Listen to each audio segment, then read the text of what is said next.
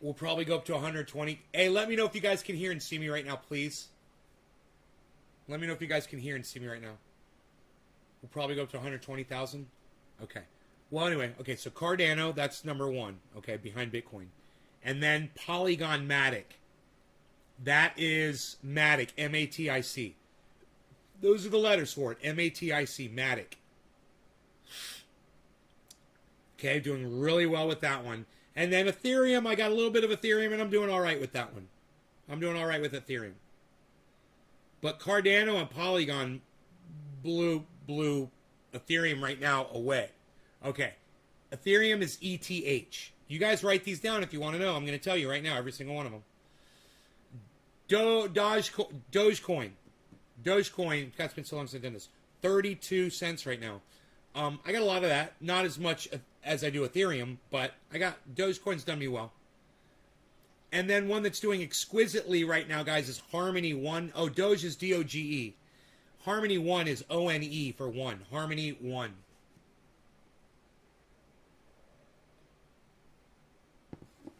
And then Litecoin not doing as well on, but I just hold more of that than just about anything else. Neo, I'm doing good on NEO. I got a whole bunch of other ones that I'm not doing well on right now. I'm not going to waste your time with those. Just the ones I'm doing good. Cellar, C-E-L-R, doing good on that one. Uniswap, U-N-I, doing really well on that one. Engine Coin, E-N-J, doing really well on that one. And it's up. Right now, Engine's up 50% almost. It's 48%, guys. Engine, E-N-J. Tracking, yeah, cool. Okay, so. What else am I in the green on over here? OMG. Now, if I'm not in the green, it just means that I may have bought in at a higher price than I should have, you know, on some of these. But I went crazy and tried to get a little bit of everything. And it helped doing that, actually. Getting a little bit of everything. The thing at the very bottom is Shiba Inu. Then Komodo KMD. Then Safe Mars, which is picking up.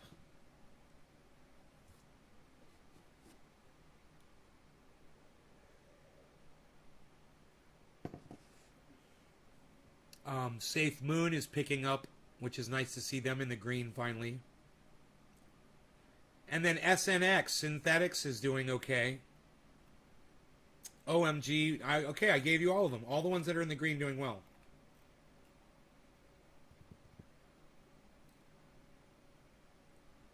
Those are the ones that are doing me so well right now. I hope that helps you guys. Hope your super chat didn't bring the YouTube cops. No, dude, I think I accidentally shut the show down again. I was trying to fit. Hey, Slowski's here, everybody. It's Mr. Slowski. Hey, Mr. Slowski. Where have you been, Slowski? I'd totally check out this spot, man, and I give them a try, but I'm dabbing their Pierce. Well, I didn't want the CBD products for me. I wanted them for all my other viewers that have issues around anxiety, bro. Panic, anxiety, any of that stuff. If it helps, they should know about it. Shibu Inu as fast as you can. Shibu Inu, Shibu Inu, Shibu Inu. Shibu Inu, Shibu Inu, Shibu Inu, Shibu Inu, Shibu Inu. It's not that easy to say. Killer Shark, what's up, buddy? Hey, Killer Shark, man. Check this out. In the chat, I'm going to show you how you can host on your... You can host me on your Twitch channel, and in my... Oh. Sorry, ignore that. I don't know why that happened. I'm sorry. I hit paste first, and I didn't realize it. I'm so sorry I did that, everybody. I just spammed my own chat. It's /host@NaysGarden in your chat if you want to host me on your Twitch channel. I appreciate it. I'm so sorry I just dumped the chat, everybody. I am so sorry. I dumped the show. This is the second time I've done... I never dump my shows. And I'm thinking, well, maybe I didn't dump the show. You guys were... Hey, it's 7:10, it's 7:10, it's 7:10, it's 7:10. Cheers, everybody. Happy 710. I didn't realize it was 710. Hey, cheers, everybody. It's 710. Oh, my goodness, it's 710. Look at us. Oh, my goodness. Look at us. It's 710, everybody. Cheers. It's 710, everybody. Cheers.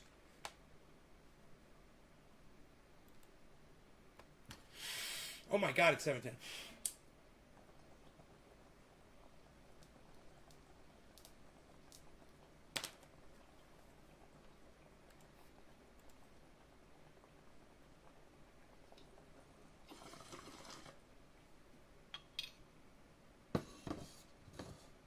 I had 26 viewers when I dumped the show, guys. I feel so bad.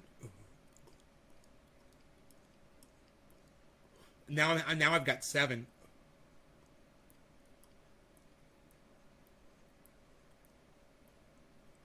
I went from 26 viewers. I accidentally shut the show off, or the show cut off.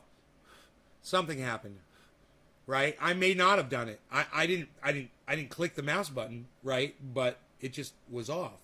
I don't know. But my point is this. Now I got 9 people. That's good. 9's better than 7. Come on back, people. Oh, sorry. I don't know if it was my fault, but I did lose the show. So I had to restart. I started immediately as soon as I noticed. I do apologize. It's not really going up above a certain level here, is it? I topped out. All right. But I'm just so high. My profits are so high. It's like I feel like I should pull some profits today, man.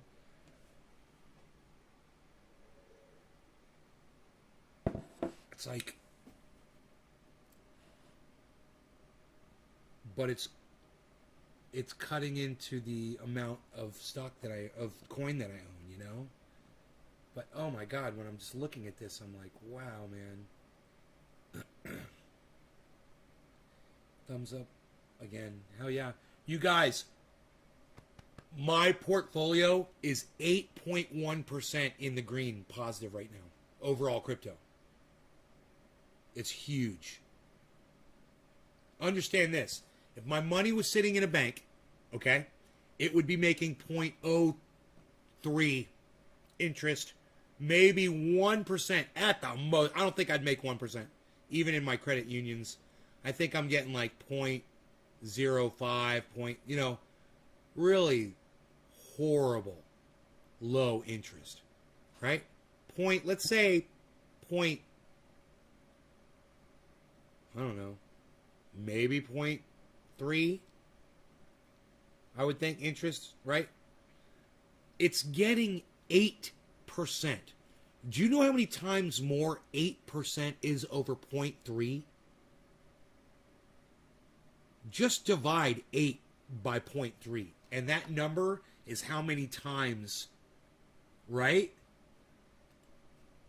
So 8 divided by 0.3 is 27. It's 27 times more interest I make because my money is sitting in Bitcoin today. Because right now it hasn't always been like that. But now that it's in the green, and if I wanted to pull my money out, I could. I could do it anytime I wanted to, man. I could stop anytime I want. What's up, James Miguel? How's it going, buddy? I could stop anytime, man. I can stop anytime I want.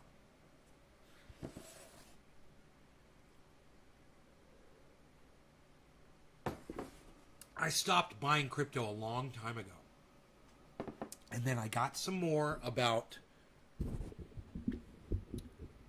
what was it, 2 weeks ago, I think, roughly. I wanted to get some more Matic, and I wanted to get some more.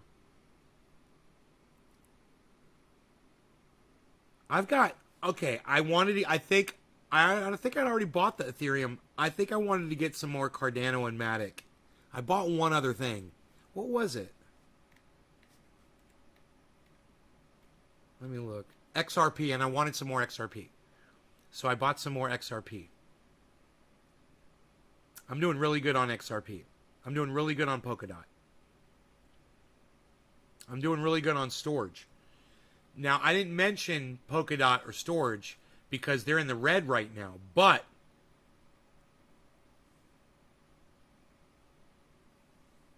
they're close to flipping around here as they go up. You know what I'm saying? So XRP.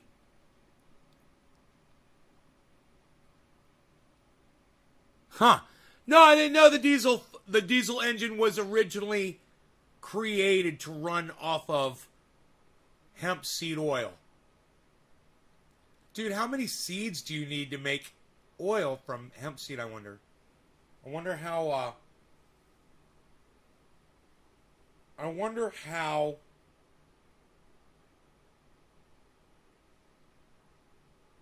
if the I wonder how prevalent hemp seed oil was in lanterns and things. You know? How prevalent was hemp seed oil? How flammable is it? Did it have to be mixed with anything else, or is that's it, right? It's just, it runs, it burns.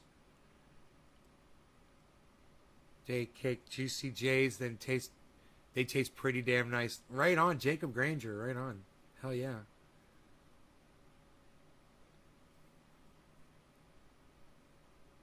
Any diesel engine can run off used vegetable oil even today. There's videos on it. Used vegetable oil. I bet you my Chevy engine wouldn't run on it. I bet you my 2017 fucking Silverado wouldn't do it. But maybe my Rox, I bet my Roxer would though. Good morning, Twixie's back. Twixie! Welcome back, Twixie. Hey Twixie, thanks for teaching me how to host people on my Twitch channel. Everybody check out Twixie on Twitch. You game, right? I figure you running a channel over there. I figure you're pretty hot shit over there on the Twitch. Right? Dude, I just downed a whole cup of coffee and I wasn't even considering it. I wasn't even... You play... Really? Nice. I used to play Battlefield a lot. I didn't game COD too much, but I played COD too. But I was more Battlefield. I hosted Battlefield servers. That's awesome. You play COD, man. Oh, glad I got a soft spot for girls that play COD. I really do. My ex-girlfriend Donna, that she's changed my life. She was my last girlfriend. She used to play COD, man. That was her game, you know. It's funny. Are you getting the new Battlefield? Probably not. I don't have a good internet connection. You know, if I can get... And I suffer from arthritis in my shoulder. If I would get surgery on my shoulder and get a wired internet connection, you know, or something better than what I have now. So I have no reaction time, man. I literally have no reaction time with this internet. I know, right? With this internet connection.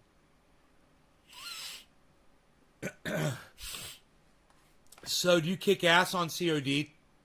Twixie, are you good? Do you like clean up and shit? Are you fragging noobs constantly? Are you fragging campers? Are you running and gunning, Twixie?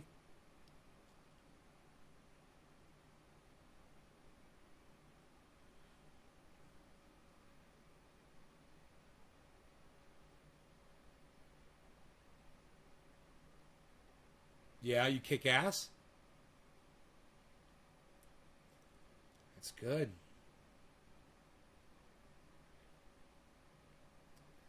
I've got a lot of gamers that watch this show that are real good at first-person shooters. I've got some people, they're masters of games. Masters. Like, when you go and check the charts to see who the top players are, you'll find their names in the top players of the game. They're that good. Cause is good, really? Kaz was so fucking funny last night. Oh my god, I couldn't tell if Kaz was being serious or not. You know? I was like, how old are you? Yeah, I'd make sure I wasn't talking to a little kid because that was real subjectish. So, oh, we had a earthquake here the other day, guys. It wasn't that bad. You know, all the glass stayed standing. It was just like a bump. I looked at the dog. The dog was, I had to get up and go back. That's right. I had to get up and go see the dog. He was on the bed. And I looked in on the dog, and he was all up, looking around, and I go, it's okay. I go, it's okay. It's just an earthquake, buddy. It's just an earthquake. And he fucking laid back down on the bed. It was the cutest fucking thing. What's up, cat? Talking about the dog. The cat walks up. You guys want to see my cat? You know each other?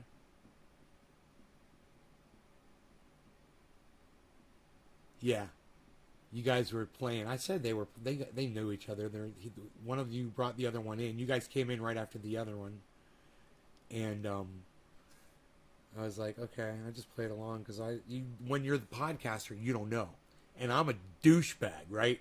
If I call you on what I think is your bullshit, and it turns out that you're not bullshitting, and then you guys will leave, right? Oh, that guy's a dick.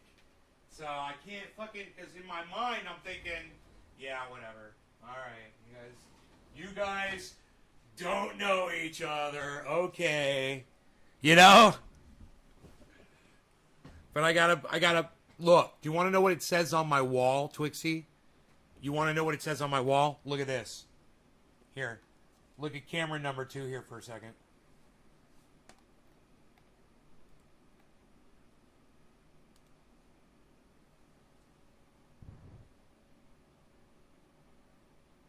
And it doesn't just say it there. It says it there, too.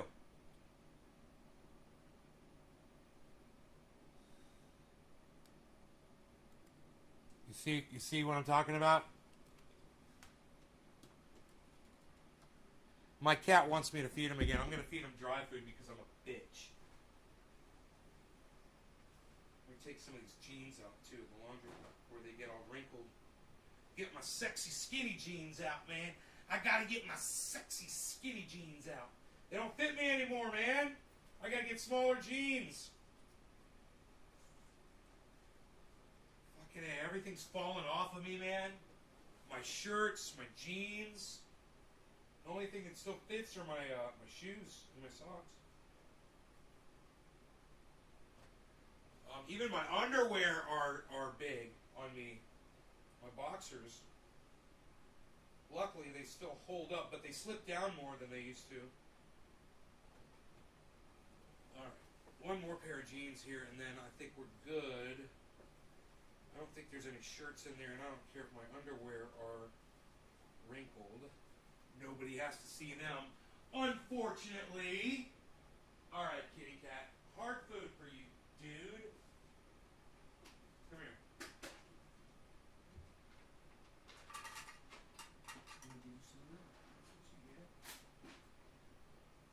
Finish what else you got in there, son. Wow. Oh my god. You guys. Oh my god, you've got to see the fucking sunset. Where's my fucking phone? Where's my fucking phone? Where's my fucking phone? Oh my god, show me my phone. Where's my phone? Where the fuck is my phone? Where's my phone? Where's my phone? Where's my phone? Where is my phone? Where's my fucking phone? Oh my god. You guys aren't gonna fucking believe this shit, man.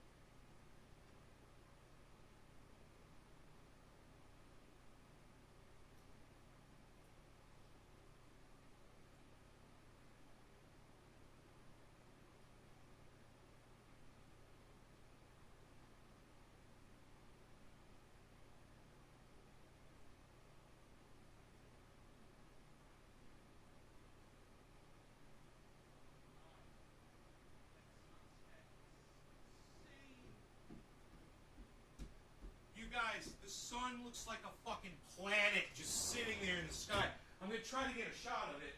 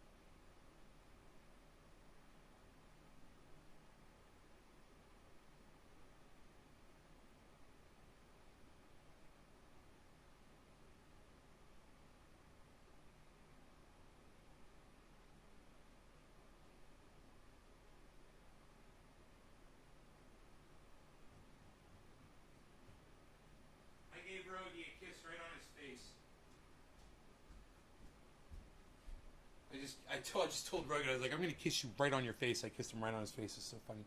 Adam, what's up? I got the sunset right here. Look at this. I got incredible shots. Watch this.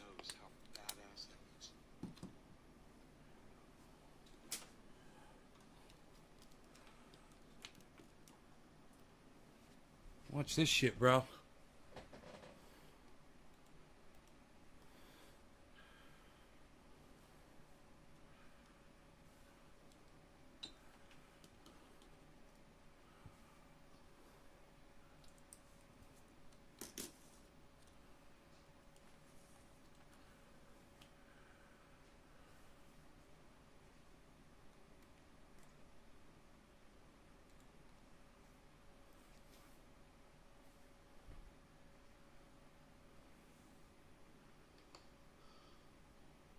Here, that's later on.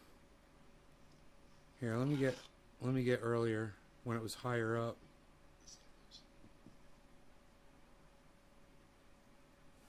Let me move this stuff out of the way here.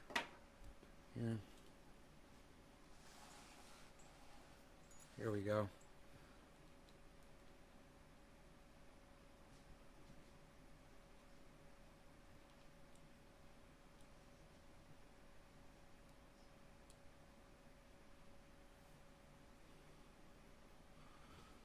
I think I'll even turn the lights off in here.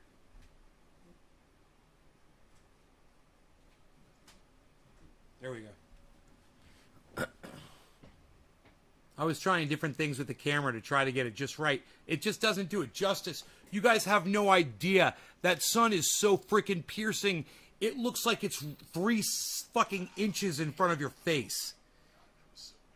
It is so piercing.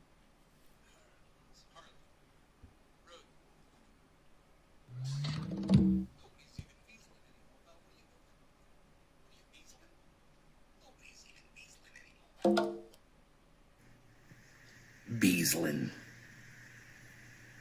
Why you beaslin', little Beazle? Why? Why do you beazle? Why do you beazle? What you beaslin' on there, Beazle?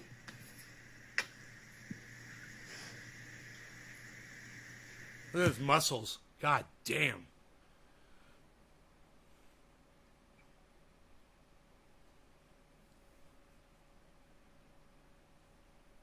Cat.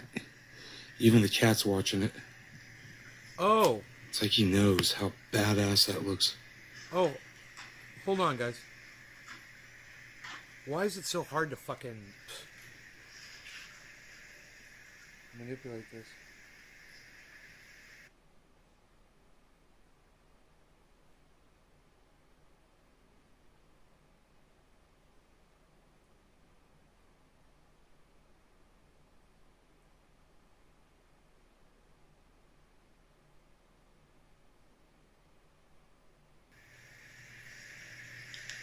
God damn it.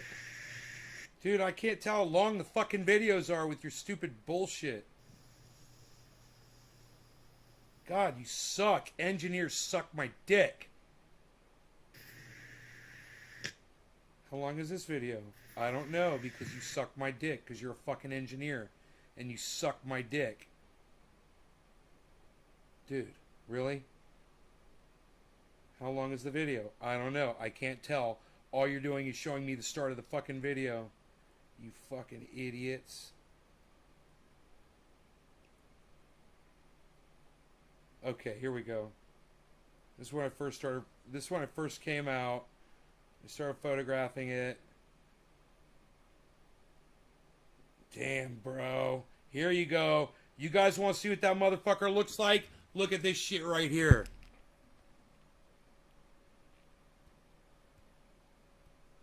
Look at this.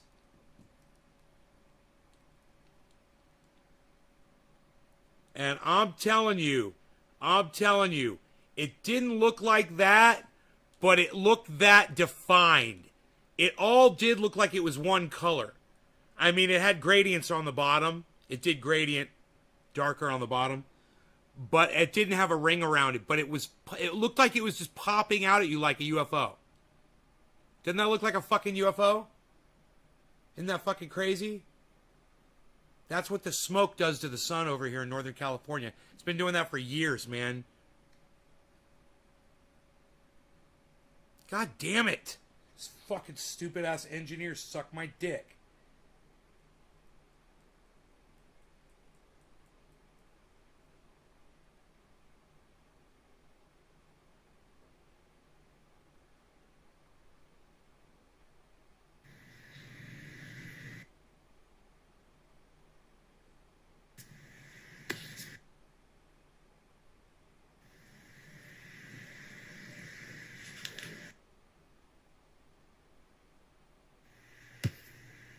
All these videos are just like a couple seconds long. I don't understand what happened.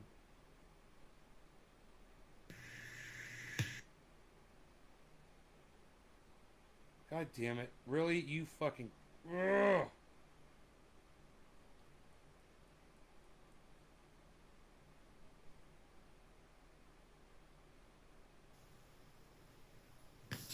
Really?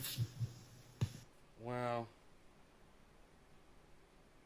Dude, I have a long video that I thought I took, and it's not here, man. There's a bunch of little, tiny, short little videos. It's so weird. I don't know what the fuck is going on. A bunch of photographs. But the long video is gone. It's like I wasn't recording. Oh, here it is. I found it. Cool. It's driving me freaking crazy. Even the cat's watching it. Dude, this is the same fucking video. It's like he knows how badass that looks. Or maybe that is the video and I didn't realize it.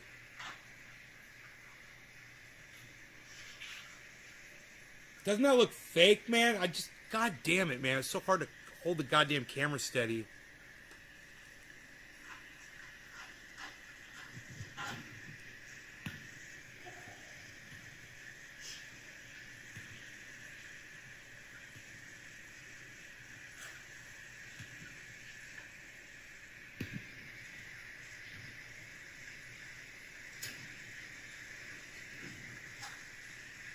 Bro, you can look right at it. You can look right at the sun. It's not like so bright that you can't look right at it. It's just...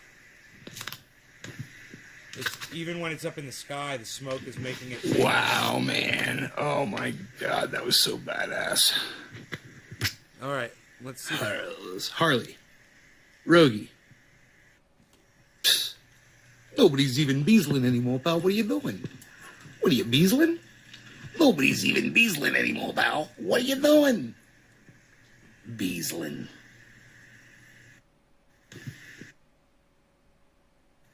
Nobody's even beasling anymore, pal. What are you doing?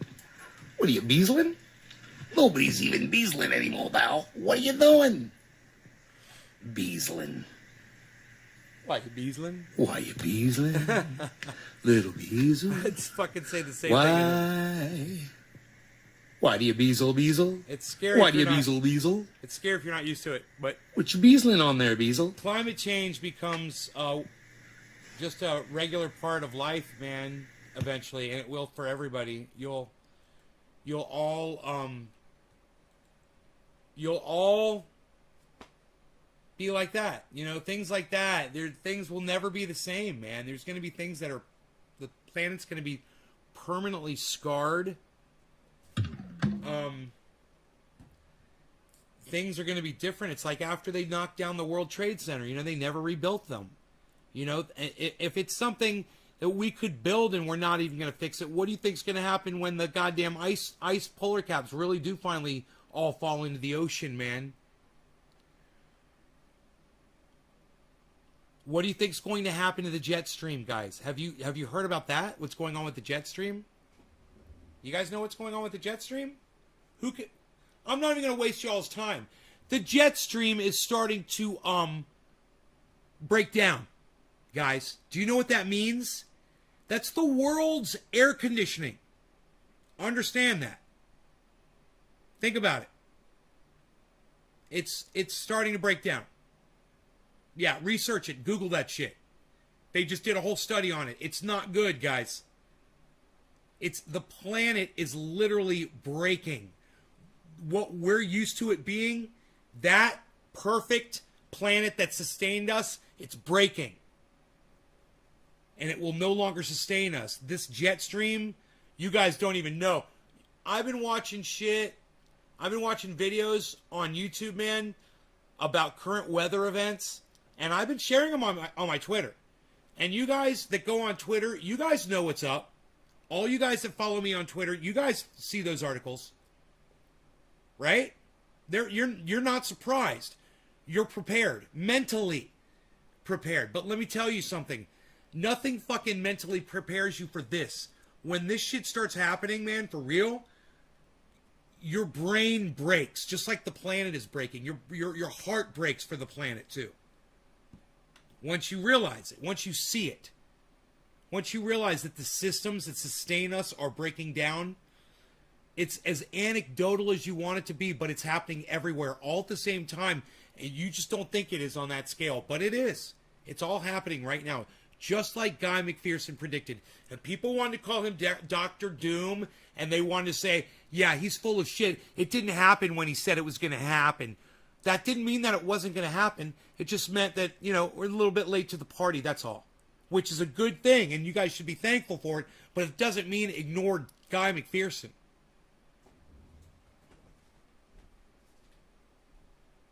I got packages off in the mail. Adam, Kissy, your stuff went out today. As sure as I got a 2-pack. Right there.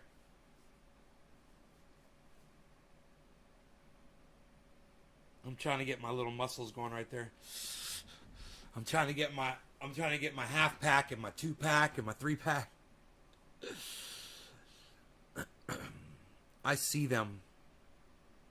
I need to look that up a bit further. Jetstream? Hey, I tell you what, I'll look it up for you guys. All right, I'll look it up on YouTube for you right now. All right, I'll find you a good video about it. You're not going to like it because it's going to be from a legit source.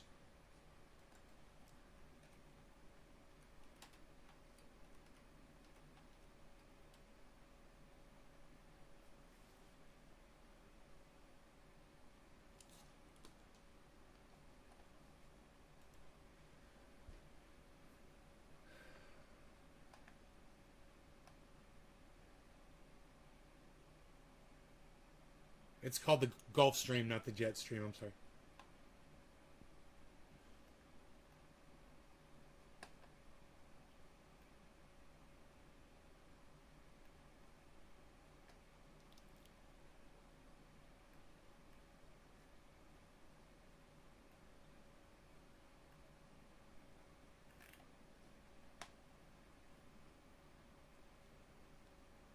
Let's go with just have a think, okay?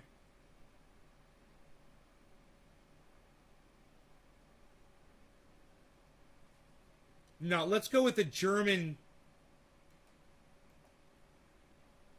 This is from very recent. I can't believe people are leaving.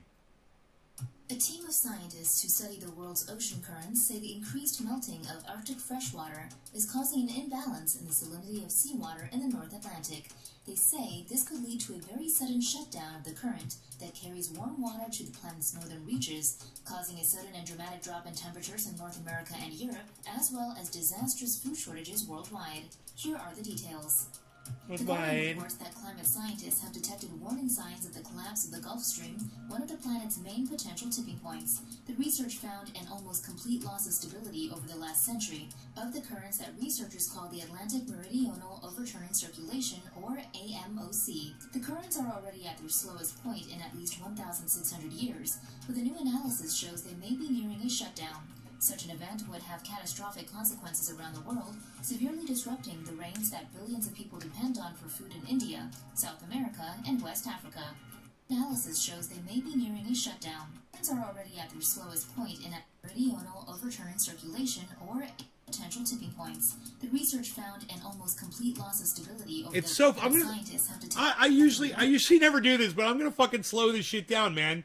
This is going way too fast. You guys got to listen to this. This is important. Let's slow it down. This fucking dumb bitch. Signs of the collapse of the Gulf Stream, one of the planet's main potential tipping points. The research found an almost complete loss of stability over the last century of the currents that researchers call the Atlantic Meridional Overturning Circulation, or AMOC. The currents are already at their slowest point in at least 1,600 years, but the new analysis shows they may be nearing a shutdown. Such an event would have catastrophic consequences around the world, severely disrupting the rains that billions of people depend on for food in India, South America, and West Africa, while increasing storms and lowering temperatures in Europe. The AMOC is driven by dense, salty seawater sinking into the Arctic Ocean, but the melting of fresh water from Greenland's ice sheet is slowing the process down earlier than climate models suggested. The analysis was based on fingerprints the AMOC leaves in surface temperature and salinity patterns. It showed a critical threshold is being reached beyond which the system may collapse. While the scientists are sounding the alarm, others sound less certain. David Thernally of University College... She's the worst person to fucking try to sit here and listen to. Oh my God, what a horrible fucking voice. What a stupid... Whatever her fucking... Whatever that is that she's doing with her voice. God, I can't even pay attention to what she's saying. Hey, Benjamin, what's up? London, whose work showed the AMOC is at its weakest point in 1,600 years, said, "The signs of decreasing stability are concerning, but we still don't know if a collapse will occur or how close we might be to it." To it. Her intonation. A new study published in the Proceedings of the National Academy of Sciences of the U.S. claims that the massive Greenland ice sheet is on the brink of a major tipping point. The study's authors say enough ice to raise the global sea level by more than a meter is probably already doomed to melt from Greenland in the next few decades. Here are the details. The Guardian reports that it's crazy drugs, buddy. Ice sheet heights and melting rates in Greenland's Jakobshavn Basin shows that the Greenland ice sheet is on the brink of a major tipping point. Rising temperatures caused by the climate crisis have already seen trillions of tons of Greenland's ice pour into the ocean. Melting its ice sheet completely would eventually raise the global sea level by 7 meters. The prime suspect for this surge in melting in Greenland is a vicious circle in which She's talking about a feedback loop, everybody. You guys already learned about global feedback loops. If you want me to remind you how they work, that's fine, but she's going to explain it right now. Lowers the height of the ice sheet, exposing it to the warmer air found at lower altitudes, which causes further melting. Study co-author Nicholas Boers says the findings show destabilization of this ice sheet is underway and might already have passed the tipping point. Boers said the findings suggest there will be substantially increased melting in the near future. Ice equivalent to 1 to 2 meters of sea level rise was probably already doomed to melt, though this would take centuries, and melting the whole ice sheet would take a millennium. Scientists say any large-scale melting of the Greenland ice sheet would have long-term global consequences beyond rising sea levels. It could halt the Gulf Stream ocean current, with potential knock-on effects of the Amazon rainforest and tropical monsoons. In the Atlantic Ocean, a giant conveyor belt carries warm waters from the tropics into the North Atlantic, where they cool and sink and then return south to the deep ocean. This ocean water circulation affects global climate. More and more research suggests this conveyor belt system is slowing down, causing some scientists to fear its effects on climate change. According to a Columbia University press release, a new study... I just gotta stop. What is this stupid fucking music in the background for? Well, who does these productions, man? You find some dumb fucking bitch who can't speak right. When she talks like this. And who wants to hear this when you're trying to pay attention to what is being said on the screen? It's almost fucking comical if she weren't talking about the destruction of the planet and the breakdown of the systems that support us. But don't you just want to slap this dumb bitch across her moronic face? I do. Published in Nature Communications, has provided insight into how quickly changes in the Atlantic Ocean circulation could affect major climate changes. Let's speed it up. Back to normal. The study was carried out by researchers at Colombia's Lamont Doherty Earth Observatory, working with the Norwegian Research Center. It was the first to precisely calculate the time lags between past changes to the ocean conveyor belt and major climate changes. The study looked at the Atlantic Meridional Overturning Circulation, or AMOC, and specifically focused on the section where water sinks from the surface to the bottom of the North Atlantic. Researchers took sediment core samples drilled from the bottom of the Norwegian Sea, a lake sediment core from southern Scandinavia, and ice cores from Greenland. Comparing data from the three cores revealed that the AMOC started weakening about 400 years before a major cold snap 13,000 years ago. It began strengthening again about 400 years before an abrupt warming 11,000 years ago. Recently, the U.S. has been dealing with the effects of apocalyptic heat waves, but now it's Greenland's turn, with tracking website Polar Portal saying a melting event on Wednesday was the third largest single-day loss of ice in Greenland since 1950. Here's what you need to know. A massive melting event has affected Greenland's ice sheets during a heat wave that has brought temperatures more than twice as hot as seasonal averages, according to Danish researchers cited by Agence France Presse. Since Wednesday, the ice sheet has melted by close to 8 billion metric tons a day, twice its normal average rate during summer, according to tracking site Polar Portal website, which is run by Danish researchers. While this loss of volume was not as extreme as the largest single-day melting event in 2019, the researchers say the area over which melting took place is actually larger than 2 years ago. The amount of ice that melted on Wednesday alone was enough to cover the whole of Florida in 2 inches or 5 centimeters of water, and more than half of that mass will have flowed into the ocean, according to one climate scientist who spoke to Deutsche Welle. The Greenland ice sheet is the second largest mass of freshwater ice on the planet, according to Agence France Presse. It is made up of nearly 1.8 million square kilometers, or 695,000 square miles of ice, second only to Antarctica. A study published in 2020 in the journal Nature stated that Greenland's ice is melting faster than at any point in the last 12,000 years, and a 2019 research paper in the journal Science Advances said that could add between 5 centimeters and 33 centimeters to global sea levels by the end of the century. The heat wave that caused the most recent burst of extreme melting is a result of a patch of high-pressure sucking and holding warmer air from the further south over eastern Greenland, according to Marco Tedesco, a glacier expert at Columbia University who spoke to The Guardian. Linking these events to climate change, he added that although these atmospheric events have taken place in the past, they are now getting longer and more frequent.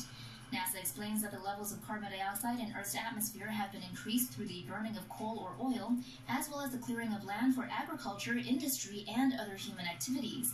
This makes the Earth's overall temperature higher, which in turn can cause sea level rise through the melting of ice, like that in Greenland. Worse news still is that this process will perpetuate itself, Columbia's Tedesco told The Guardian. He explained that because the snow on top of these ice sheets operates like a protective blanket, once that is gone, you get locked into a cycle of faster and faster melting. It's amazing to see how vulnerable these huge, giant areas of That's a global climate feedback loop, and you guys that watch this show, you all know about that because I've taught you about that. That's what she's talking about. So when you hear people talking about something getting faster and faster involving the climate, your brain should click. You should start listening to what they're saying, and you'd be like, man, I know exactly what they're talking about. They totally explained this from Dr. Guy McPherson. I understand what a global climate feedback loop is. Here, listen to this one more time. Is that this process will perpetuate itself, Columbia's Tedesco told The Guardian. He explained that because the snow on top of these ice sheets operates like a protective blanket, once that is gone, you get locked into a cycle of faster and faster melting. It's amazing to see how vulnerable these huge, giant areas of ice are, he told The Guardian. This is, in short, a bad story getting worse. According to the U.S. National Oceanic and Atmospheric Administration, global mean sea levels has risen in total between 8 and 9 inches, or between 21 and 24 centimeters, since 1880, with about a third of that coming in just the last 2.5 decades. The rate of sea level rise has more than doubled from 0.06 inches or 1.4 millimeters per year throughout most of the 20th century to 0.14 inches or 3.6 millimeters per year from 2006 to 2015, and this is mostly due to meltwater from glaciers and ice sheets, as well as thermal expansion of seawater as it warms. A team from NASA has previously calculated that Antarctic and Greenland ice sheets together lost 81 billion tons of ice per year in the 1990s, compared with 475 billion tons of ice per year in the 2010s. This is a six-fold increase. In total, Greenland and Antarctica have lost 6.4 trillion tons of ice since the 1990s. A number of different studies, including one published by the Danish Meteorological Institute, now say this places us at the high end of climate estimates for sea level rises. The action we need to take is clear, according to Tedesco. We need to get to net zero emissions, he told The Guardian, and we need to protect exposed populations along the coast. Net zero emissions.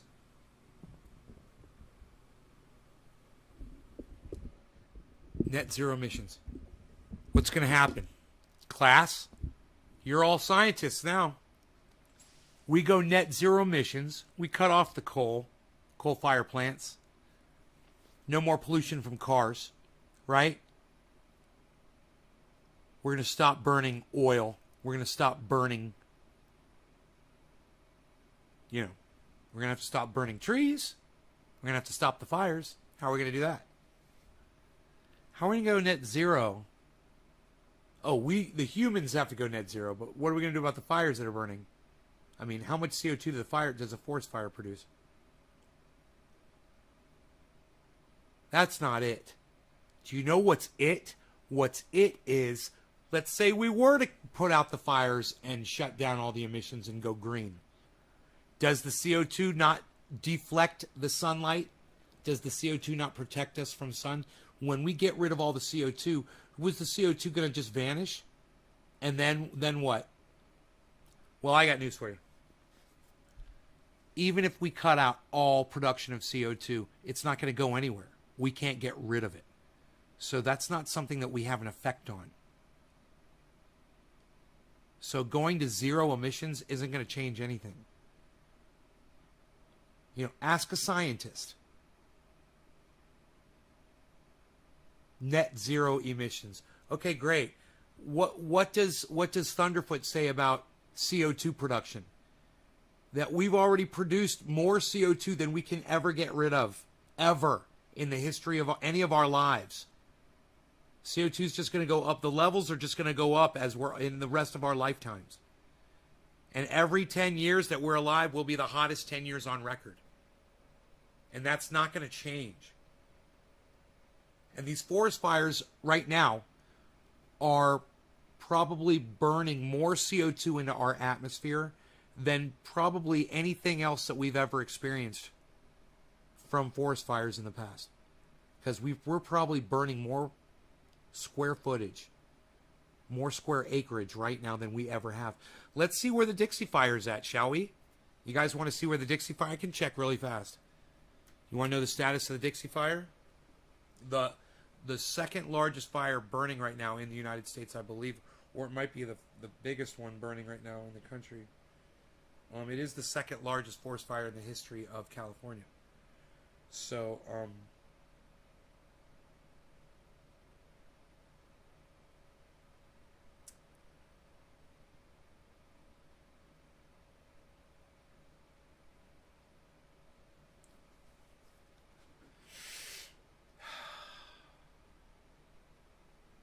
cheers, brother.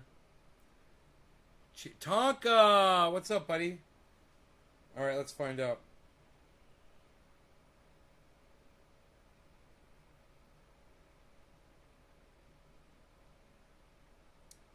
That's not the right fire.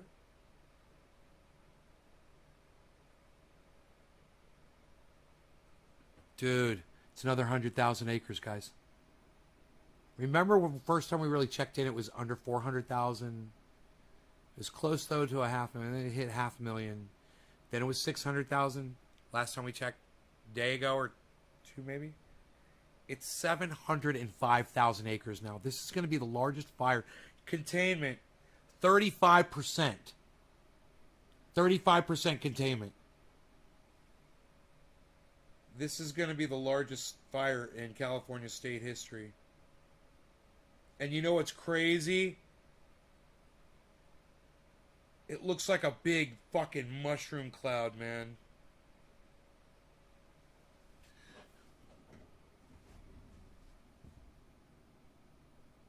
It looks like a big mushroom cloud. Look at that burn area. Jeez Louise, bro. Can you believe that?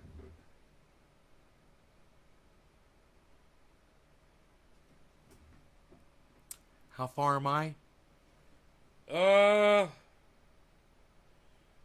About 4 hours drive from there. Where that thing is. That little fire that's near me is 40% contained. And I'm probably about 30 miles away from that one. 75 acres burned, and it's 40% contained.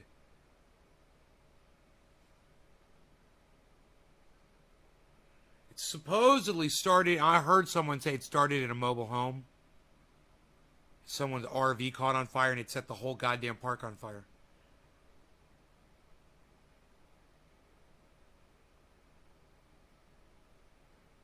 Are we up to speed on the Greenland ice sheet? Yeah, for now. Until it melts away into nothing, Tonka, we are up to speed. You want me to get that off of there? You good there?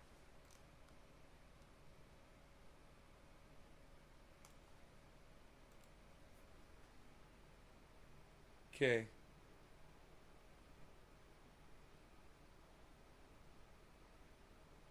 Cause unknown.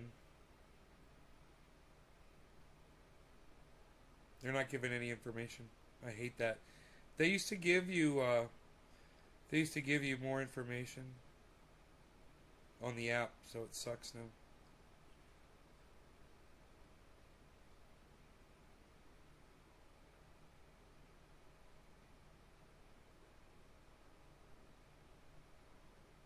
Mark's coming over. He might already be here. Oh, I gotta turn my cameras on.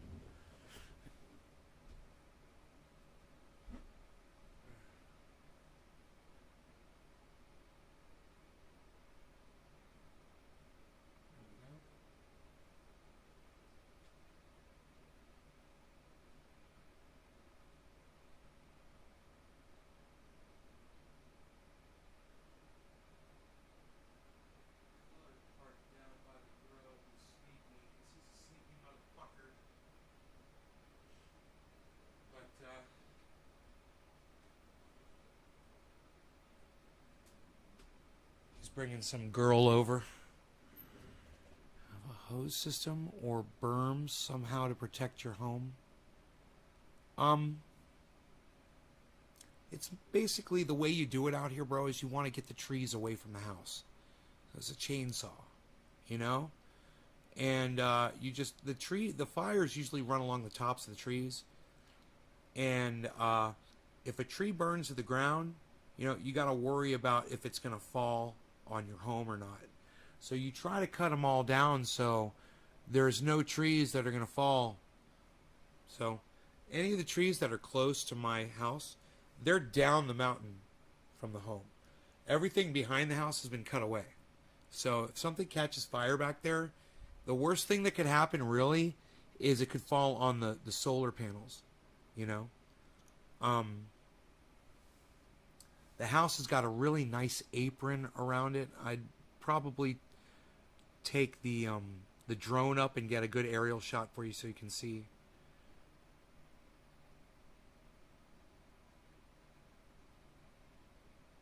I'm going to take my drone over to Oak Trees and take some drone shots of his grow.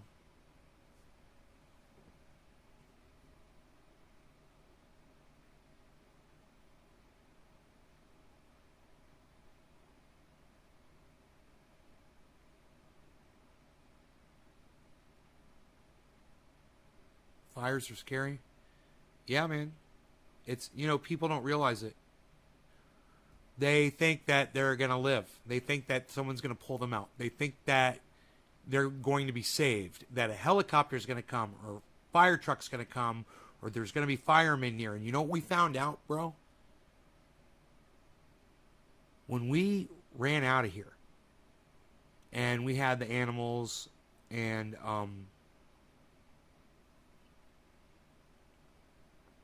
was a scary time, man. When we finally had to leave the house, we were driving through the roadways and shit, man. There were trees that had fallen down into the roadway that were on fire, that we had to drive around. They were on fire. There were horses running down the sides of the road. And there were no fire personnel anywhere in sight, man. There was no one there. There was fire burning everywhere. Everywhere we drove to get the fuck out of where we were, there was fire everywhere. And that lasted for 4 miles, 5 miles outside my neighborhood. Everything was on fire. And we were thinking the whole time, okay, if we get blocked off, which way are we going to go? You know?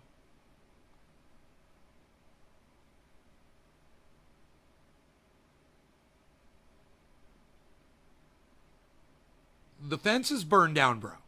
The barns catch on fire. You know, you hear about structures. You hear about this.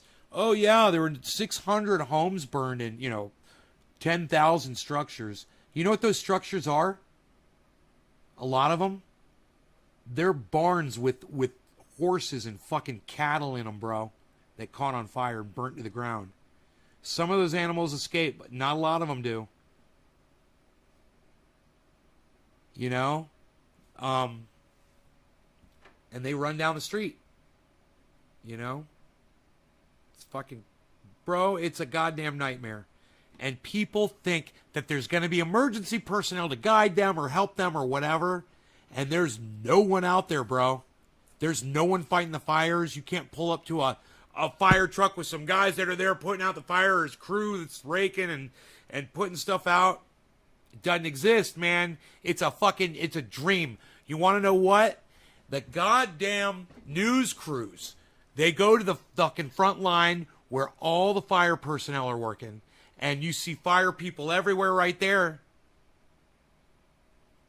But, man, you need to understand, when you're talking about something that's 700 square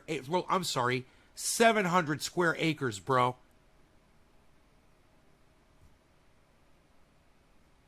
It'll make your brain just stop working, man.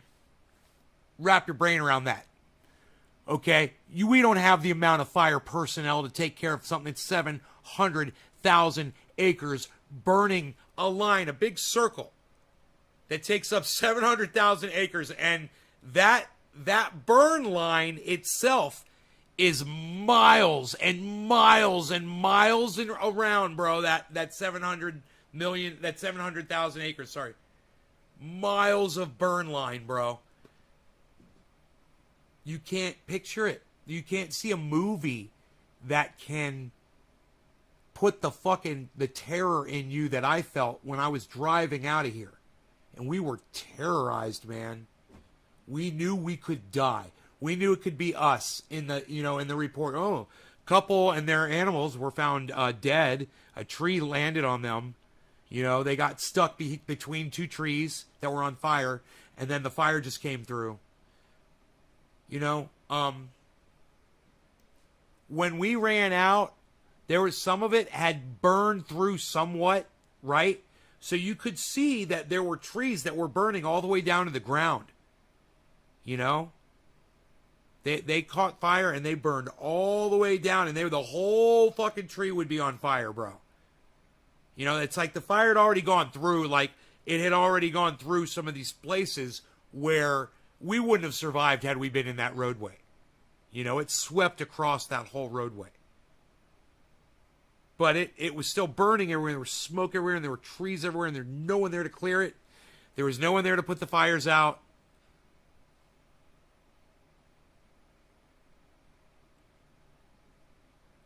We got lucky, man. We got really lucky that we were able to get out the way we did.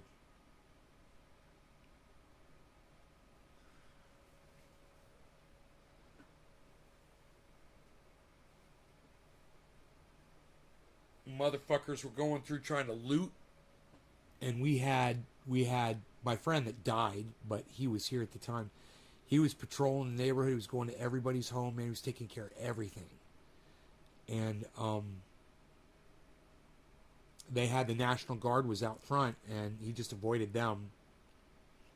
They were trying to evacuate everybody, and there were people that just refused to leave, you know? They weren't going to fucking leave. And they wouldn't answer their door when they came to it and told them to get out. Nobody came to my house. Nobody evacuated us. We self-evacuated all 3 times.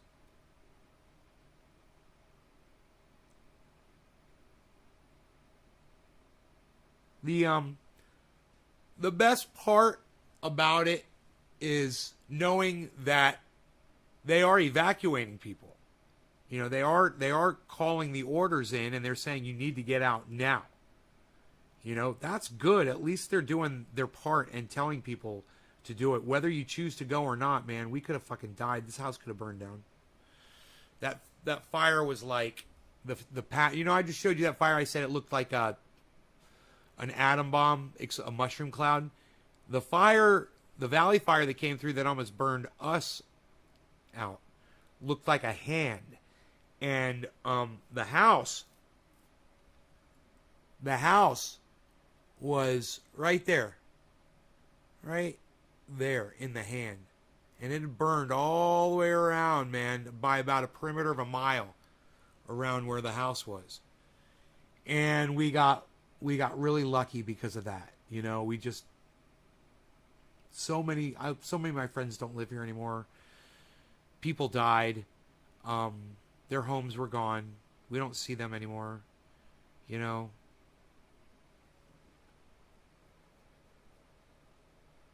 It's horrible, man. And it'll eventually get to you. Eventually, wherever you are in the United States or anywhere else on the planet, Canada, or if you're watching from anywhere else in the world, you're going to feel the sting of climate, and you're going to have to figure out what the fuck you're going to do or how you're going to deal with it. Sooner or later. It'll happen to you just like it happened to me. I bought a big fucking truck, you know. I went totally off grid. I've made a couple of changes around here. For me, it wasn't that hard to do. It's actually made it more comfortable around here for me. And I'm glad I've done what I've done. I'm glad I have that big ass truck, man. I'm glad I have backup storage tanks of fuel, you know. And I'm glad I have rice and gardens. Well, my buddy, he's gone through 4 fucking wells, he said. He said, but this last well, they went like 3 times as deep as the other 3. You know, and he said this time they got it. He said the guy could have done 100 gallons per minute out of it. He said, but they put a 35 on there. He said he didn't want to press his luck. Cost him $30,000 to drill that fucking well. Serious money, guys. That's when you're living up in the mountains, man. You got to go deep. Deep in the pint. Deep. Deep.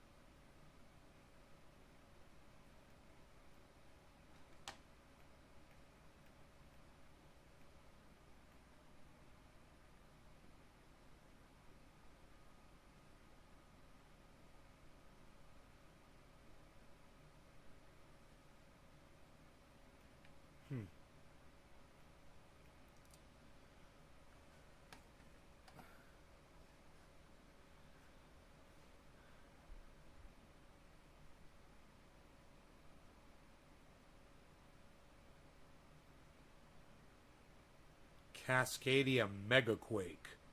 Cascadia megaquake. You guys want to hear about the Cascadia megaquake?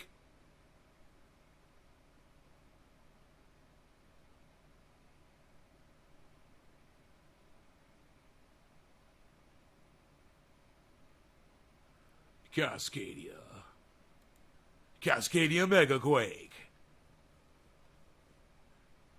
In the Pacific Northwest, a slow-motion collision of tectonic plates along the Cascadia subduction zone has been building tension for over 320 years. And when that tension is released, the resulting earthquake is likely to be as large as a magnitude 9. That will be 45 times more powerful than California's most destructive quake in 1906, and the consequences defy imagination. This megathrust earthquake is predicted to be so significant, locals simply call it the Big One. And scientists estimate that it has an alarming 37% chance of occurring within the next 50 years. In this episode, we'll learn just how this megaquake will impact our cities and find out what's being done to prepare our infrastructure and learn some invaluable lessons about how to make a plan for when the big one hits. I hate when they don't look at the camera. Subduction zone earthquakes often cause sudden movement and changes on the ocean floor, triggering tsunamis large enough to completely wipe coastal communities off the map. Remember the Fukushima power plant disaster? In 2011, Japan was hit by a magnitude 9. The camera's over here. Similar Why is she looking over there? The camera's over here. And an unleashed What's up with that? of devastating proportions. Chris Goldfinger is a geologist Oh, here we go. in Oregon who studies Now earthquakes, she's looking at us. and he happened to be in Japan when the quake hit. I asked him to Wait! tell me about his She's looking away! We went outside and just Why they got two cameras like that? flagpoles whipping. And it Hey, just Mike felt like Flato. earth had turned to liquid. Mike Plato's You here? feel this grinding plate underneath us. And as we watched it, though, we knew that Northeast Japan wasn't expected to have anything bigger than about an 8.4. But when it hit 3 minutes and went past 3 minutes, we knew that was wrong. We were going, this is a 9. It has to be a 9. That's what it takes, 3 minutes. Because of a long history of earthquakes, Japan was so well prepared that this megaquake destroyed a relatively small number of buildings, but they just didn't expect the size of the tsunami that followed.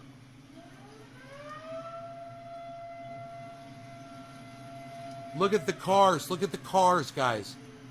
Those are all cars. Allison Perch, an engineer from Oregon, visited in the aftermath. I wonder how many people were in Most those of their cars. tsunami walls inundated huge amounts of the Japan coastline. It killed 16,000 people. And we were there 6 to 8 weeks after the tsunami, going and standing there and smelling the fish smell. And you can imagine where the water went because you can see the water lines on the trees on the hills around it. You can see the pieces of people's lives strewn around. So as an Oregonian, that's really hard, knowing that that's what our coastline's going to look like. And while the Tohoku quake in Japan was the costliest natural disaster in the world's history, here on the west coast of the United States, we're nowhere near as prepared as Japan was for this kind of disaster. If that had been Cascadia, Mike Flato, what's up, buddy? my building would have collapsed. There's no question about it. I might have gotten out, I might not, but it would be gone. Everybody thought Cascadia was aseismic, meaning no earthquakes, because historically that's what it was. It was dead silent, and the first evidence was discovered in the early to mid 80s. Realized that we just happened to be sitting in a quiet spot. The Cascadia subduction zone is a 600-mile fault that runs from Northern California up to British Columbia. Over the last 10,000 years, geologic records show that there have been 41 subduction quakes here, which averages out to about one every 250 years. The last one came in the year 1700. That's 321 years ago. We're due. Since then, tension along the subduction zone has been slowly building as the Juan de Fuca plate steadily pushes into and under the North American plate. The plate edge continues to gradually bend and buckle, and one day it will release that tension, causing up to 5 minutes of violent shaking and triggering an immense tsunami that can reach 100 feet in some areas. 100 If you were feet. looking at a bird's eye view of Portland or Seattle, very soon after shaking started, bridges and other longer infrastructure are going to be warping and falling off their foundations. You would see unreinforced masonry buildings start to collapse. This is where 95% of Oregon and Southwest Washington's fuel is brought in and stored. These tanks will deform, they'll spill. Any type of spark or metal hitting each other could also start a fire. The Cascadia subduction zone earthquake is going to be one of the worst disasters America has ever seen. Officials in Portland, Oregon created this animation showing what they predict one of the busiest bridges in the Northwest will look like. And it's not pretty.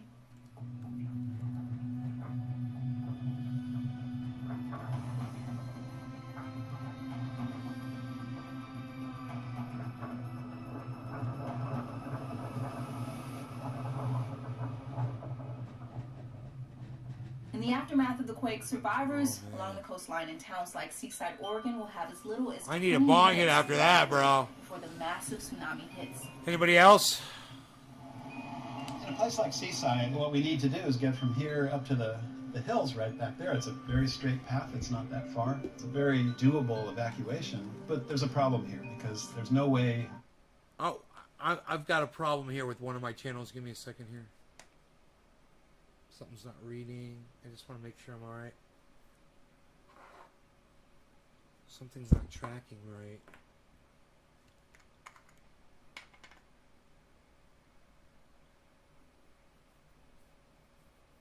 Hey, Tula.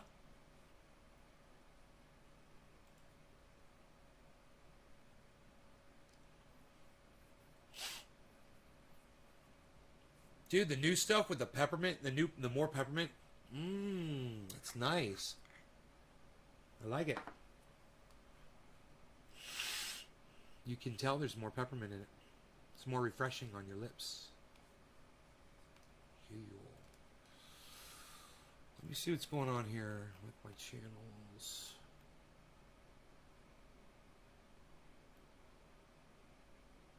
Offline.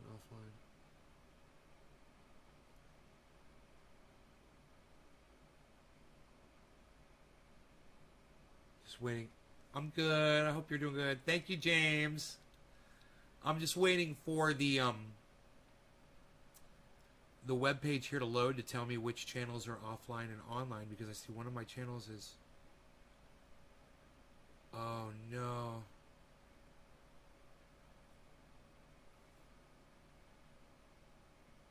Oh, it's a Facebook channel. Oh, the YouTube channel is fine. One of my Facebook channels is being silly. Is anybody on the Bong Rip channel? The BR channel on Facebook? Oh, wait. No. Does anybody on the BR channel? Yeah, is anybody on the BR channel on Facebook? Let me know. It's the one of me doing a bong rip. Big straight bong rip on Facebook. Let me know, because I can flip it off and on again unless you guys are on that channel. Can anybody on Facebook tell me if they're on the Bong Rip channel on Facebook?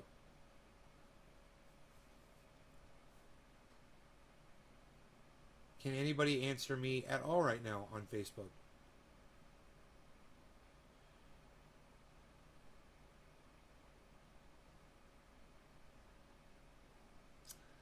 Can anybody on Facebook answer me at all? Bob, does the channel that you're on in my avatar, does it show me doing a bong rip? Does it say Ben Shade or BR after my name? Or BH for bong hit? It might be BH or BR. It's probably BH, right? I can't remember. It's been so long.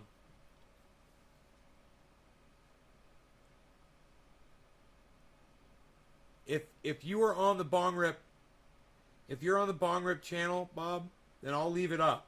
I won't reset it because it's obviously working, but it's just not reading properly. That's what I needed to know. That's cool, just as long as the channel is up and running. Can anybody else verify that that is the Bong Rip channel? Because he says he thinks he is. I want someone who knows for sure that they're on the Bong Rip channel. Somebody who can look at my avatar from my channel and tell me that I'm on... Yeah? All right, James. Thank you, buddy. Thank you, bro. Okay. I'll leave it up. Great. Okay. Thank you. To get there without crossing one of these bridges. The bridges were built before plate tectonics, so we've got no retrofitting at all. If these bridges go down, we're gonna people trying to evacuate are gonna have a problem. They're gonna have to swim the river and then continue evacuating up the hill. To get an idea of just how risky this situation is, Chris actually flew our camera person over Seaside in his acrobatic plane. Thanks, Nick.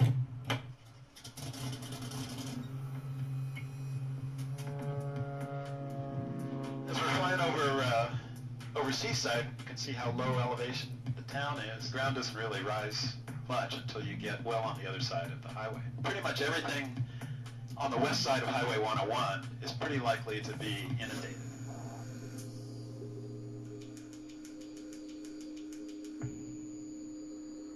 I mean, I came home from Japan feeling optimistic about it, but at the same time, I look around at the Pacific Northwest. Hey, Megsy. I can see just visually that, yeah, we are 1,000 years behind, and this is not going to be easy to catch up. But officials in the Northwest are getting started. Portland is currently reviewing... Yo, James, what are the 2 letters after my name on that channel? It's up. Oh, thanks, Nick. Okay, cool. Is it? I'm curious. Is it Bong Rip or is it Bong Hit? Is it BR or is it BH? Can anybody tell me if it's BR or if it's BH? Thanks. Reviewing options to build a new Burnside Bridge to serve as a lifeline after the quake. And all new structures are being built up to earthquake standards. Still, the vast majority of homes in the region are not ready for earthquakes of this magnitude and aren't even bolted to their foundations. Michael Weaver is a contractor specializing in retrofitting homes to make them more likely to survive an earthquake. So this house was built in 1911. There really wasn't a building code back then. This house is sitting on the foundation through the grace of gravity. We're going to rectify that. We're going to collect those earthquake loads and get them into the foundation to prevent the house from moving off the foundation. So the vast majority of our work takes place underneath the house. So in this case, the basement.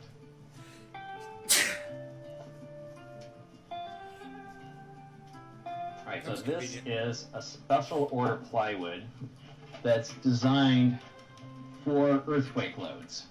And it's going to install like this to get those loads from this beam up here into the sill plate down here. And then we'll install this side plate and we'll continue that load path into the foundation.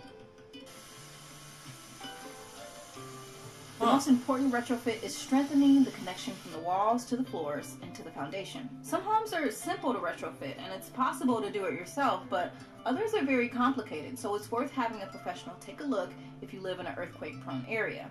And there's a lot you can do without construction skills, like making sure tall furniture, heavy wall decorations, appliances, and even electronics like televisions are securely attached to the wall so they don't fall on people during a quake. Mark Ginsburg is a Portland NET, or Neighborhood Emergency Team leader, and has been preparing for the big one for over a decade. He's important. He's got a vest. Disaster He feels so important. I love it. Doesn't seem too overwhelmed. Look at him. Earthquake. It's not the thing that keeps me up at night. I love it. Because I know that I can't control it. I understand where I live, and I understand that that's a possible risk. I'd laugh but at that I also know that if I do some preparedness work, and if I do trainings, you know, this year I redid my first aid and AED trainings, those are the parts that I can do and that I can control. There's your house and the physical things, there's the knowledge, and there's a plan. But I think having the things that you as a family or a household need to just be independent for a little while is really crucial. I need a vest. I do. I need a vest, bro. The most important things to keep in your home or garage when preparing for the big one. And I need 2 cameras so I can look away and talk to you guys like 1 this. 1 gallon per person per day. Good fire extinguishers, more the merrier. 2-bucket toilet. Toilet seat, clips on the bucket. Toilet paper, sawdust for your poop. 4-in-1 gas shutoff tool.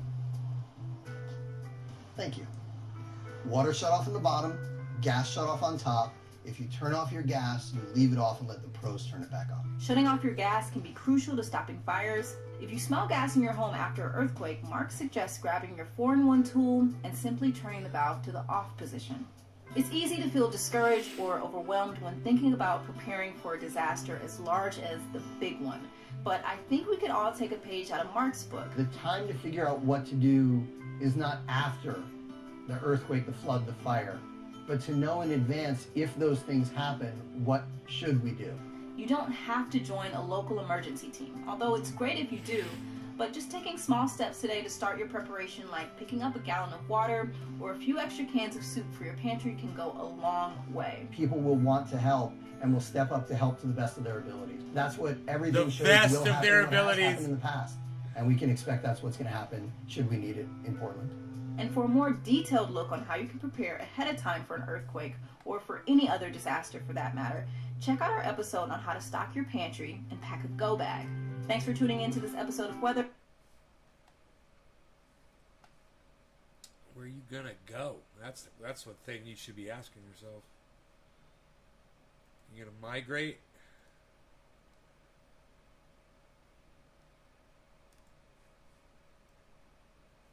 I need a vest. I need a vest. I need one. I need an orange vest. I need to walk around my neighborhood in direct traffic. And there's no traffic out here. It'd be so fucking funny. I'll stop them in the middle of the road. I'll look both ways. I'll be like, okay, you can go. It's clear. Have a little stop sign. And on the other side, it'll say, it's cool. Stop. It's cool. It's cool. And I'll just say that to people. It's cool. It's cool. Dude, I need to make a video of me doing that to my neighbors. Stand out there with the sign of my fucking elbow.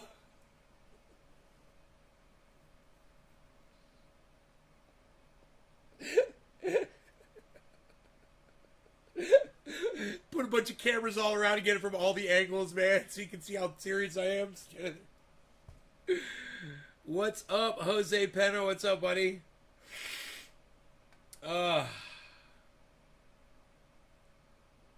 Nays Garden, Nays Garden, Nays Garden, Nays Garden, Nays Garden, Nays Laboratory. They're all saying that I'm live, bro. It's beautiful. It's a beautiful thing. Sorry I disconnected the show. I'd have a lot more people if I hadn't done that. I lost everybody, man, earlier when I accidentally shut the show off. Or if the show just shut off, I'll never know.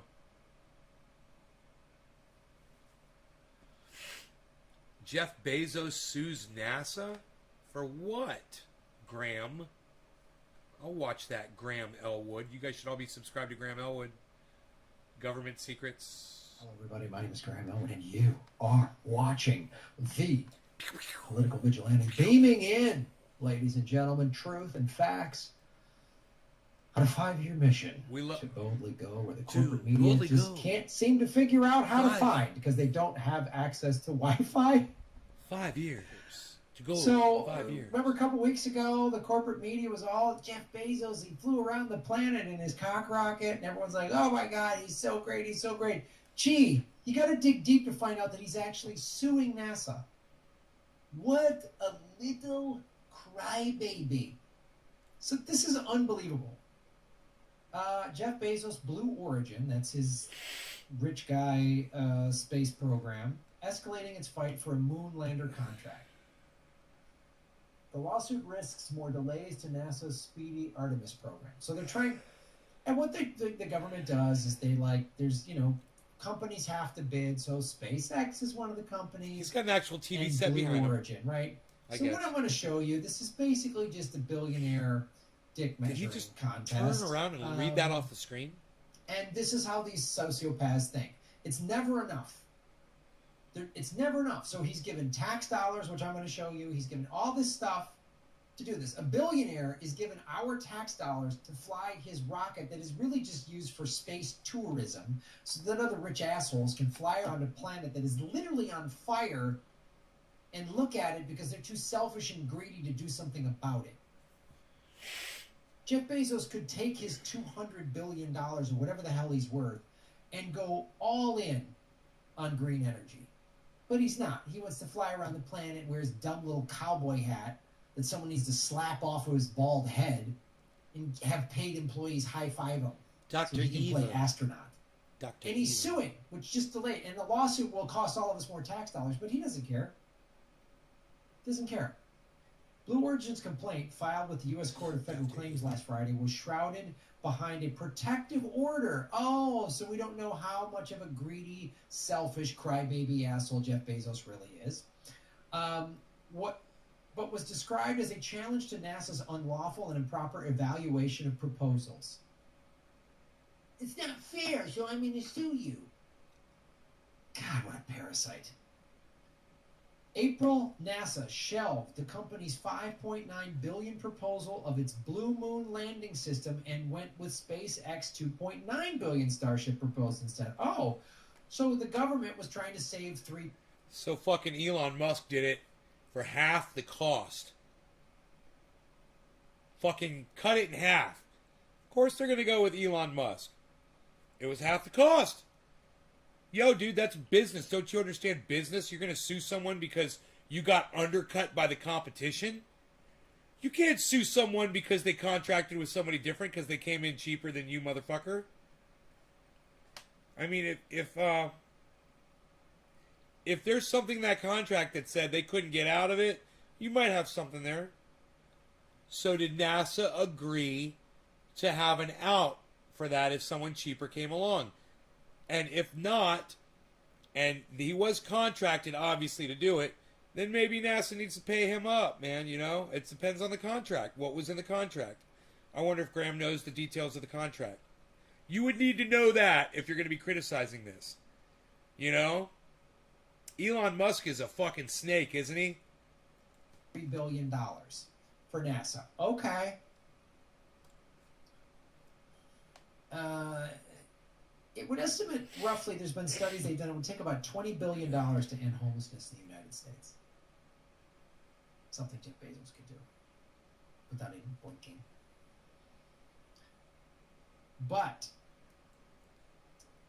so when they shelved Blue Origin, SpaceX has a cheaper program apparently. They started to sue, and part of this lawsuit is requiring what they're going to ask for, what Bezos is going to ask for in his wall of lawyers that he's sending in there. Blue Origin planning to ask for a pause in SpaceX contract during the lawsuit. So this is what it really is about. He's trying to prevent Elon Musk from doing something because he wants to do it. And all these billionaires are selfish little parasites. And we're all supposed to love and worship them because they spend tens of millions of dollars on marketing campaigns so that the corporate media doesn't go, hey, guy that could end homelessness. Why are you spending $5.1 billion, much of it taxpayer dollars, to fly around the planet for 4 minutes? Oh, isn't it great? We do all these great stories about Jeff Bezos and Elon Musk and Bill Gates. Aren't they all great? No, they're not. They're the problem. The reason the planet is on fire is billionaires. Because they've squeezed every penny out of every worker. People are dying. They don't care as long as their profits keep going. And once these guys get 1 billion or 2 billion or 10 billion, it's never enough. Oh, that guy's got a rocket. Well, I want a rocket. I want to fly into space. Richard Branson was the first. Well, I'm going to be. This guy's get the moon contract. I want the moon contract. They're all just spoiled little rich kids. Like, really, I think it's time to bring back bullying. Just of these billionaire nerds. Like, let's send some, like, old school meatheads to just up to Silicon Valley. Old school meatheads. Hey, nerd, what are you doing with my spaceship, nerd? And, like, shove them over. I think we should start to do that. Not bullying kids in schools. That's bad. But bullying adult billionaire nerds that are too greedy and selfish to help the planet, they need to be bullied. They need their asses kicked. I agree. Bezos specifically bemoaned bid protests and lawsuits as barriers to progress in NASA's lunar efforts, comparing bureaucratic heavy government contracting of today with the speedier, more streamlined contracting culture that enabled the Apollo moon landings in the 60s and 70s. Oh, is it a tough process? Well, wait, what's this article? Jeff Bezos should have thanked American taxpayers for paying for his space ride. Yeah, we paid for a billionaire to fly around the planet in a dick-shaped rocket that took 4 minutes. Just probably about how long he lasts in bed. Boom. Our tax dollars went for this. Hey, are you behind on your rent? And there's no rent relief in sight? They're just pushing the moratorium on evictions down the road to October 3rd? Which, okay, great. Keep people in their homes is what good. happens What's the long-term solution? What happens on October 3rd? We can't seem to find the money to just pay people's rent, which is what this country should have been doing from the day one of the shutdown. The minute we shut everything down, it should have been like, here's money for everybody to pay rent. Now, all of the landlords who are behind on their mortgages and their forbearances are going to come to an end wouldn't be equally as jammed up. But what we're going to have happen is a housing crisis where people are going to foreclose and get evicted. And who's going to come in? Big corporations. And what money are they going to use? Stimulus money. You know, our taxpayer money, or just the money the Federal Reserve just... I don't know. Is he hiding, Benjamin? I don't know. So while you're not getting rent relief, you're behind 6, 9, 12, 18 months on your rent because you haven't been working during a pandemic. your unemployment's about to run out or whatever, just know that your tax dollars paid for Jeff Bezos to fly around the planet. Oh, and who is he complaining about? Elon Musk's SpaceX?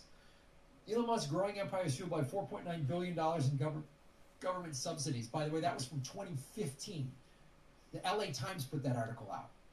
So back in 2015, he was getting government subsidies. And then in 2020 or whatever, Elon Musk complained that the taxes in California were too high and moved his shit to Texas.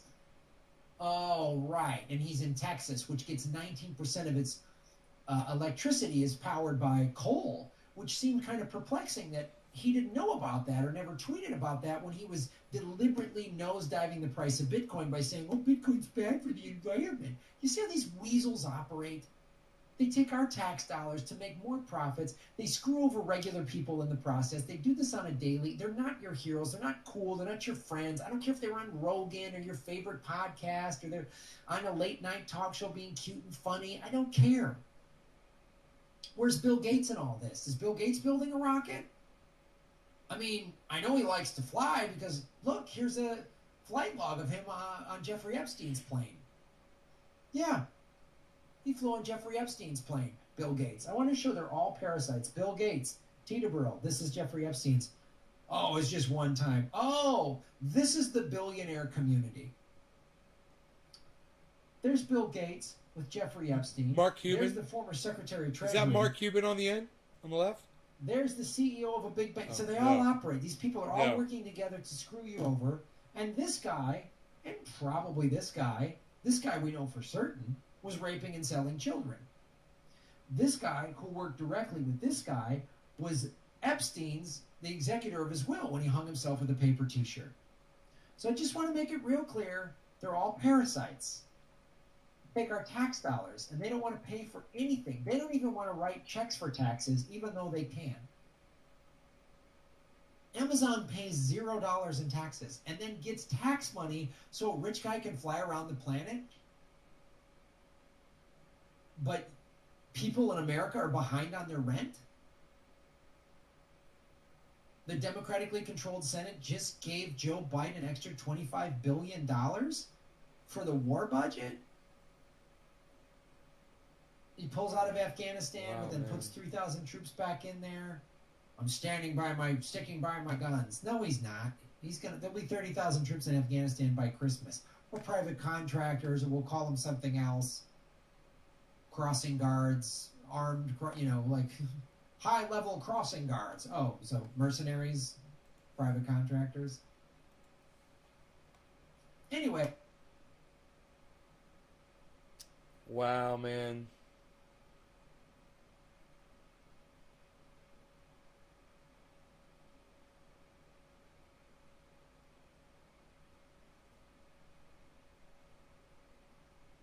I can't believe that ibuprofen just works so good for me, man. No headache. I feel great. And if I hadn't taken the ibuprofen, I could have a headache for 2-3 days straight. It won't go away. It will not go away. I'll go to sleep. I'll wake up the next day. I'll still have it. But if I take ibuprofen 15-20 minutes, gone. It's Advil, gone. It's got to be 800 milligrams. Go figure.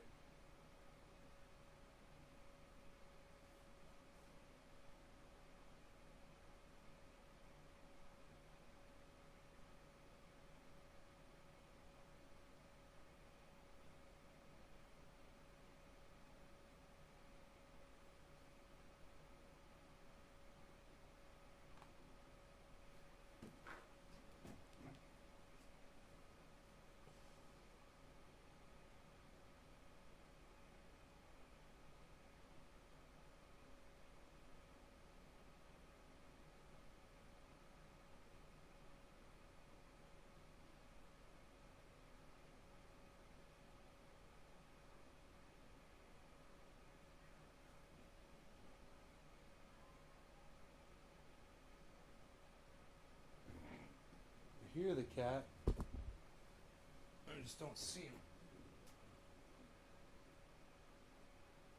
Oh, what's up, buddy? You want some more food?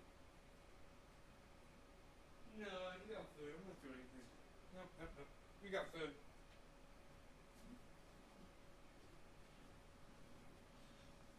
Oh boy. What's the dude name channel called?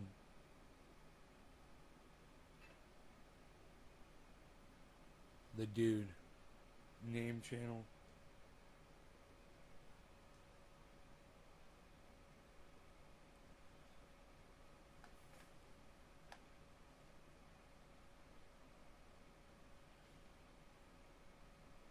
Yeah, I watched those two people fly off that airplane, man, from Afghanistan. It's pretty horrible. Especially when you see how high up the plane was, man. And you realize those people were hanging on all the way until then. That plane was anywhere between 500 to 1,000 feet up in the air when those two people fell off. It's fucking terrifying, man.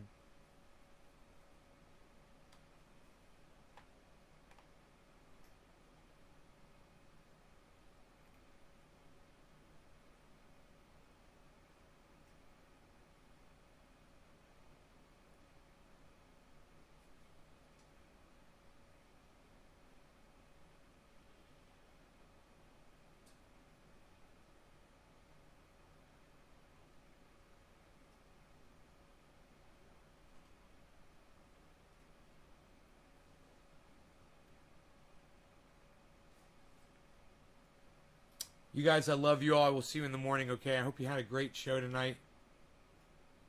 I hope I did everything you wanted me to do. And I'll see you guys tomorrow morning, okay? 3 times a day, sometimes 4. Come check out Nay's Garden. And go to @NaysGarden on Twitter for more. It's @NaysGarden on Twitter. Download the app, okay? Download the app. And I'll see you guys on Twitter, okay? That's where I'll be. It's @NaysGarden on Twitter. Make sure you follow me, and please retweet all my stuff, guys. Tweets and replies, too, okay? Go to the other column on my channel on Twitter.